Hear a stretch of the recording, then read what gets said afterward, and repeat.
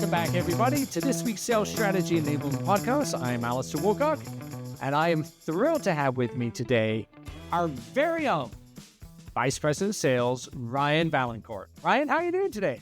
Alastair, I'm doing well. It's nice to see you. Long time. Yes, it has been at least a few minutes, so it is wonderful to reconnect.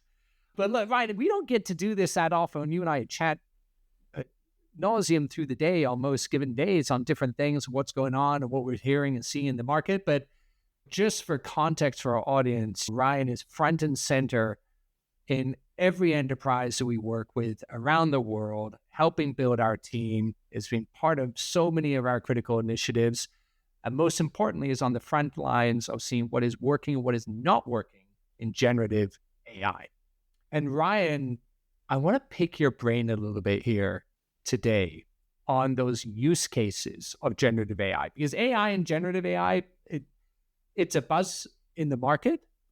It's definitely helping in some productivity examples, but I also think sometimes we get caught up on the hype and lose sight of just practical, good old-fashioned sales assistance. And I'm going to read you something here just to comment on out of the box. And that is, Gartner released a recent pulse survey of sales leaders. And they asked them, what is most important to you for generative use cases in driving team performance? I'm going to give you the top three, and then give you the bottom one. The top three was number one, actionable input to the team about the company. So just helping them with knowledge, essentially. Next is actually customizing messaging out to customers. Third is intelligence about customers. Now, what's interesting out of the top 10, then also I'm going to give you the one that ranked the lowest, and that was development of simple summaries of sales calls. What's your reaction to that? Wow, it's it's provocative because I'd flip them. You go back to the practical utility and application of what generative is doing to help really not just sales, but anybody in a customer-facing role. Those top three examples, if I've heard them correctly, are fundamentally about research and preparation. It's about knowledge, education, and awareness. And generative is, of course, a game changer to make that work, which is important, a lot faster and easier. And it's not really action-oriented. I think in its best implementation, technology is shortening the time between idea and taking an action that actually moves a deal forward, moves a renewal forward, moves something substantial and meaningful for the customer forward. And research is a piece of that. But let me give you an example of what I mean by taking action and a practical application of what I'm seeing in generative. It deals actually with what you mentioned, which is conversation summaries. So anybody listening who manages salespeople or has ever managed salespeople before, or if you've ever been managed by a sales manager, which I imagine is a lot of our audience here, has spent thousands, maybe tens of thousands of hours, depending on how long you've been doing this, in conversations that start with my new least favorite question that I would like for all of us in the industry to vaporize. Here's the question. We ask it and we've been asked it. Ready? What happened? What happened in the conversation? I have personally spent thousands of hours in one-on-ones with sales reps that I've been managing my career in order for me to help them. I gotta know what happened, right? And I can't be in every meeting, right? I definitely can't be. It's bad for me to be in every meeting, even if I could in some way. How am I going to give you guidance and advice if I don't know what happened? And we've been living for the past 6-7 years in a world where during this period, I've had access to recordings and to transcript. I have sold software that provides transcripts and recordings and makes the process of reviewing conversations easier and more efficient. Hey, I can play it at 1.5 speed. I have things like keyword analysis. Say, oh, in this part of this is where you talked about X. And the reality is, even the best intended sales managers, sales enablement leaders, coaches, they do not have time to review extensively those calls. So even though they've got the transcript, and it goes back to the one, all right, Alastair, so I know you had the big meeting this morning. I was helping you. What happened? Now, the way this has changed my life, I'll tell you, honest to God, real story. This goes back, probably 6 months ago, but it feels in the age of AI like it was 3 years ago. I'm in Los Angeles. I had a senior enterprise AE on the East Coast, our friend Steve Ellis. And Steve was working an opportunity, and it was very late stage. And he had a big meeting, and I was aware of it. It was early his time. And so I was expecting an update on how that conversation went as I was working on my forecast for you. And so I think it was about 7:30 Pacific, my time. He had the meeting a couple hours earlier. And Steve pings me, hey, had the conversation, but I need to chat with you through some things, like an important update. And so instead of waiting until 7:30 or 8 o'clock or whatever it is and going to Steve and saying, all right, man, what happened? I went and I reviewed the conversation summary, which took me about 40 seconds. And it was very obvious that there was a last minute ask from procurement in this big deal. And it was an ask I've seen before, knew exactly how to handle the situation. And so we get into the quick call with Steve. We're on video. And this is before he's used to having this tool. He's like, all right, let me tell you. And I was like, hold on, let me guess. X, Y, and Z. Procurement wants L. He's like, wow, thanks, man. Like, you got up early and you reviewed that whole call already? He's like, no, I literally just read to you word for word how generative AI summarized the transcript of that call. And so what that does in that instance, that saved us those 20 minutes. But a good leader now can show up to a conversation about a deal and a one-on-one and say, what are we going to do? So no more what happened. What are we doing next? And that is a crazy paradigm shift enabled by a seemingly simple feature, conversation summaries, right? That generative AI is enabling. I love the real world example. And I'm glad you're challenging the pushback on that being, again, the idea that developing a summary of a sales call is actually quite low ranked on that survey. Because I tend to agree. And I think there is almost, Ryan, this flippancy of the technology of, the summarization is just to give me an email output, right? In that sense. I go, good. I don't mind an email output coming from the conversation, but how do you move and better salespeople? Fundamentally, we do need to coach at the end of the day. To cite another Gartner source from years ago when I used to work there, we used to look at what makes effective managers versus non-effective managers, right? The effectiveness scale. And unsurprisingly, ineffective was the constant push on how the numbers, where we at. You do need that, of course, but it isn't the most effective thing that's going to help AEs, SDRs, CS people be more effective. What helps them is situational knowledge and advice. So then you go, how do you scale that? You scale it by actually looking at things as something, for the first time in history, to your point, recording a conversation isn't new, but being able to action it is huge. And I just want to build on your story here, because even for myself internally, right? When I first came to Revenue.io, this is pre-generative AI. We've had recordings and all that. I would love to say that I can keep up with hundreds of conversations on any given week and go and see what's going on. But it's very simple. Now with generative and be able to quickly actually see the summarization and know how did they score, what went well, what didn't, how is that mapping against now 300 calls? And I get a sense of, hey, are we actually improving on some basics in the company, or are we still tripping up on the same things all the time?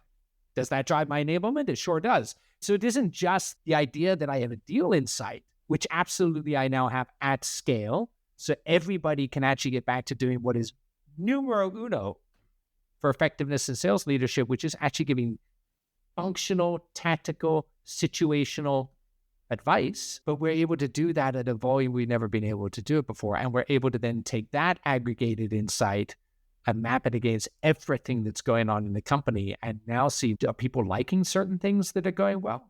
Are we seeing people stall out in demos? And we're seeing that show up at the scale of summarization. There's so much more that I think we're just beginning to get into on this idea of using conversation intelligence. It's like the Renaissance. We came out of COVID of let's just record because we wanted to know were people actually doing anything, to now you can actually live up to what we always thought it would be. And that's actually helping reps be amazing at any given time. That last point is really important. If you think about, again, just sticking with this example of the summary, which I think is a mistake to undervalue. Because the reality is, as much as those who are thought leaders and analysts and podcast hosts and the people who are studying, it's crazy how we could quickly get to the point where somebody may take for granted a reliable and automatic summary. The reality is your average seller out there does not yet have access to this technology. So let's burst that bubble. So there are a lot of people who still need access to this kind of value. And when they have it, what is it really about? It's about increasing action and decreasing the time between idea and action. In the example that I gave, and in the one that you're building upon, it's still functionally about a manager being better enabled to provide that tactical coaching. And I'm right there with you. And if you study how sales reps who have access to this are using it, do they benefit from their managers no longer asking what happened? Of course they do. But most people selling something are selling something with a team. If you're an AE selling B2B SaaS, you're working with a sales engineer. The ease of collaboration internally, a good sales engineer needs to know what happened. If you have a sales engineer in your business and they're relying on an internal meeting and the question, what happened to prepare for the demo, it's a huge problem, right? That is a mistake in preparation. And it's actually, I believe it's at the root cause of why most buyers say sales experiences are worthless, because as they go through the process and more people are involved, the average selling team is poorly prepared. It's really damn hard to prepare, actually, when other members are relying on the notes of the actual salesperson. I think you're bang on. And it's where we go next and how you ideate on these technologies, I think is so paramount right now. Don't underestimate the importance there. You've heard me say this countless times before. For those that listen to the podcast regularly, although this seems like such tactical and uninspiring advice, if you aren't capturing all of your data right now, you're not automating all your data, and you're not capturing every conversation, you shouldn't even be talking about generative AI and AI. Let's start with the table stakes and build from there on there, because that's the hype from the fiction, right? To your point, Ryan, on a maturity scale of 1 to 5, most companies average out to a 1.3. You and I are talking about very advanced technologies. Yes, they become way easier to deploy, but people aren't even doing the basics yet on that side. And that's going to bring me to the part 2 I want to pick your brain on here. When we've looked at what are people trying to achieve, what's the business objectives companies are prioritizing headed into 2024, again, from a sales leader perspective, what is really fascinating right now is that at the top of the list is operational excellence at about 27%. So 27% of all sales leaders, they sit there and say, hey, operational excellence is really important to me right now. Inside that is things at number 1, seller effectiveness, at virtual selling enabled. Okay, so that's like the top thing. What is fascinating, 9%, okay, 9% is only situated towards growth. Increasing revenue and customer growth is 7%, and helping ensure returns on strategic accounts is, and you think about that, the sales leader is saying something like that, Ryan, where they're actually way more, right? At 27 to 9%, way more focus on how do I just make everybody better? I actually just need to really lean in now to make my team amazing. They got to make it at this format that you and I are doing right now. They have to be better than they've ever been before. Generative is giving productivity gains, but how are you seeing AI and how are you seeing customers look at this in terms of how am I improving actual seller effectiveness? How am I helping them sell virtually in a more engaging, better way? I think the first thing to say, this may seem obvious, but it depends on where that company actually is on the 1 through 5 maturity scale that you talked about. And it is my experience talking to organizations that are trying to solve these problems and figure out the role sales technology plays in it, that 1.3 seems about right. Those of us who are in technology, something of a bubble, would make this assumption that all the other companies out there have access to all this technology. They don't. And your average mid-market and low enterprise company is actually extremely manual, which, by the way, I suspect is at the root of why so many operations and sales leaders are saying the most important thing is operational excellence, because the status quo is operational inexcellence. And I should look at the study, but my hypothesis would be that those who put that at the top are saying, if we nail that, then maybe the growth will come. I think there's some truth to that, but it depends. I'll tell you another story from the field. There's a company who I would describe as being at that 1.3, low to moderate automation of basic activities. And they're actually really interested in modernizing and embracing some of this generative technology. And to your point before, you're not going to be able to do a whole lot with generative if you're not automating some basic processes and actually capturing data. But their big challenge, they have someone who just sees himself as an innovator, a visionary, and trying to bring modernization to a legacy organization. And they are that, and they have a challenge in front of them. The thing that sales reps are responding to, because we got to get them to adopt this technology if it's going to drive change in the business. You know what they're responding to? Because it's not the things that you and I might think are the most innovative out there. It's not using AI to provide automatic contextual guidance in real conversations, which is technology that is available today and is sort of ready for you if you're a 3, 4, or 5 on that maturity scale. You know what those reps really want that generative enables? It's something that you mentioned earlier, and we would be at risk of undervaluing. They get out of a phone call or a conversation, and what generative can do is they can analyze that conversation and not just have a conversation summary, but they go over into their Outlook or they go into their Gmail about 10 minutes later, and generative AI has written an email that recaps that conversation. It's such a fundamental, decades-old best practice of great sellers. And what I've learned about great sellers and making them more effective, if you want to move the middle a little, you want to make those core performers in the middle, it's really all about how do you enable them to have the discipline and the consistency and the damn basics. When I have conversations with customers and buyers every day, what do the top sellers do? They send a really thorough, customer-centric follow-up email after every conversation, and they do it quickly. It's timely. And it's amazing how I'm working with a professional. Sounds so basic. In fairness to the rep, yeah, but I had 4 big meetings today, and I've got my notes over here, and there's a lot to get in there. It's intimidating to try to get all that done. And before you know it, it's 5 o'clock, and they got to pick up the kids, or they want to go golf, or whatever. Instead, they have this, and they can customize and they can personalize it. Simple use case. That's what the reps want. I think being close to the customer experience is always key. In this case, the rep is the customer. Mm-hmm. The rep, how can you move and help make their lives better and easier? We have now seen for years increasing volumes of technology in sales. We have seen less and less customer-facing time. The moments we get have to be amazing. And your tactical example, Ryan, a follow-up email. Yeah, I had 4 big meetings that day. They got a bunch of other stuff to get done, but the customer probably had 1 big meeting that day, with a vendor at least. And if you have a vendor that's all about, oh no, I'm going to take care of you, I'm going to help you, we're going to help you solve all these amazing problems, and can't even be bothered to follow up with you until Friday when they get around to it, to say they sell Tuesday, Wednesday, Thursday, and they do all their follow-ups on Friday. And you got the other group that is in there going, hey, I got this back out to you within 4 hours, and I'm thinking of you, and here's what else I'm going to do, because if that's important to you, why do you want to lose the next 72 hours to do something?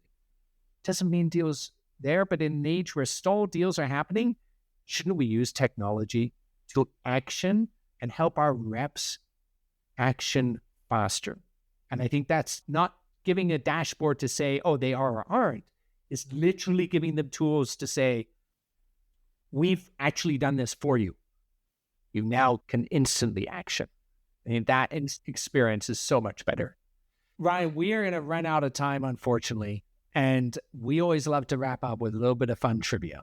So I'm going to put you a little bit on the spot here. But we're going to give you an easy question, and our audience play along there, okay? So, question, you ready? Multiple choice. I don't know if I'm ready, but I'll go for it. You'll give it a go. All right, here we are. In the spirit of sales, what percentage of sales professionals agree that artificial intelligence can help them spend more time on critical aspects of their role. A, 58%, B, 65%, C, 74%, or D, a whopping 78%. It feels like a trick question. I'll give the audience some time to ponder. A, 58%, B, 65%, C, 74%, or D, 78%.